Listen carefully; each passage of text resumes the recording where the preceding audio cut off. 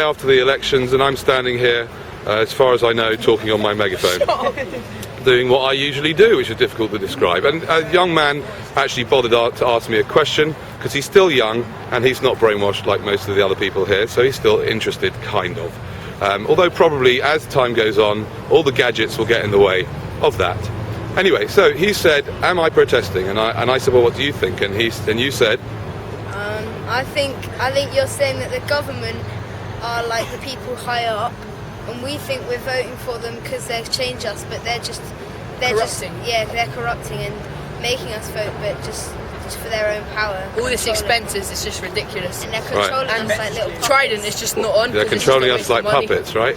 Yeah. Yeah. So why do all the adults go and vote then, do you think? Because they think they actually have a choice, but the government are just corrupt minds who want to destroy the nation. Right, okay, and what do you think? I was asking you, do you think I'm protesting? Well, you're sort of protesting, but you're not like some people who like destroy stuff while they're protesting. You're just kind of just like telling the public the truth. And you're putting ideas into everyone's heads and then you're making us realise. Yeah, and you're making the public realise what is actually happening. Right. Because like most of them just think, oh yeah, that policy's nice, I'll vote for them and stuff like that. But you're just like it's all corrupt, and you're noting them that it's not. Do you realise that? I mean, you probably know this, but do you realise that the younger you are to a certain extent, you can put it this way: there's stuff that you understand that your parents really don't get, right? And they think you should think like them. Try and make you think like them, but they don't understand. That's only because they don't even understand what they're so lost in it all. That's why they go along and vote, whereas you guys are so young and you realise what's going on. Do you think that there is how are you going to maintain this way of thinking? Because you realise that in schools they are the government dictate what goes on in schools. So they're going to put teachers in, they're going to try to challenge that.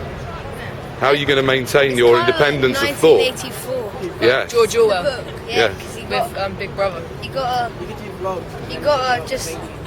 gotta remember, like, that you're right.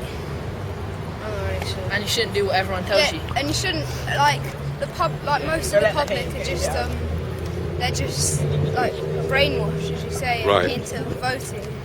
How are you going to minimise the amount of brainwashing you get? Do you think? Can you?